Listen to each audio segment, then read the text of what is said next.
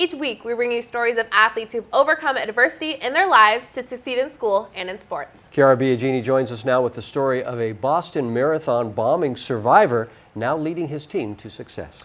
Robert, the Bulldogs are having an amazing season with head coach Aaron Hern and his son, the starting quarterback Aaron Hern, leading the way.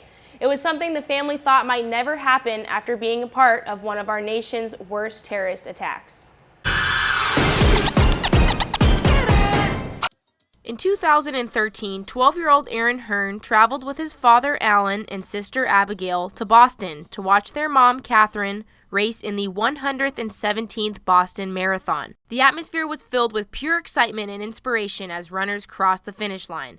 That was until terror struck the streets of Boston. And I just remember just sitting there for a while, just sitting on the rails, and then eventually you just hear this one big boom, and everybody kind of looks over there, and it just kind of like everything was silent, everything just kind of froze in time almost, and you see this huge stack of smoke just going up, and then before I know it, just this big boom. 2 bombs detonated near the finish line of the race.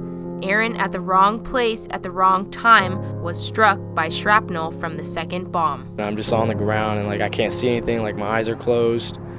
You know, I'm burning up, like my whole body's hurt, like I'm like scrunched up, and I'm just like super hot, and I feel like this is it, like I'm dead. Like this is what I don't know, to me that's what I thought it felt like, and I thought it was over. It's like nothing you ever think of would ever happen. I mean, it's not something you expect at all. The explosives killed 3 people that day, injuring nearly 300. Aaron was one of them, left in critical condition.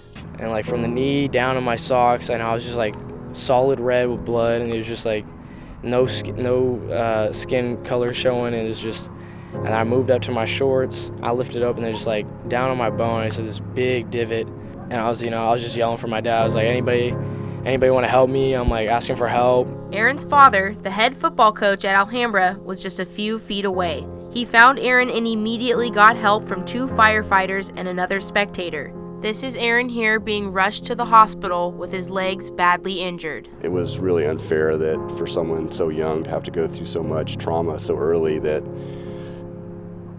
I wish I could have taken some of that for him instead of him having to go through that. So it was difficult watching him in the hospital bed, mostly sedated for a while, and then having to go through a couple surgeries and cleaning out his wounds and learn how to walk again. It was painful to watch for him. And you feel, as a parent, as a father, you feel guilty about your son having to go through something like that at 11, 12 years old. Aaron had to completely relearn how to walk on top of the emotional post-traumatic stress. But Aaron Hern battled to recover. Doing good.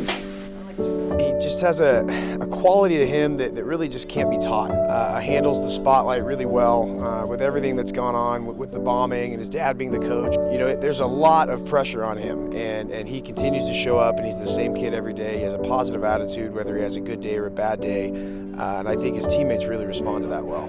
It took a few years for the Hern family to obtain as much normalcy as possible. Aaron is now in his first year of varsity football, doing an outstanding job as starting quarterback for Alhambra.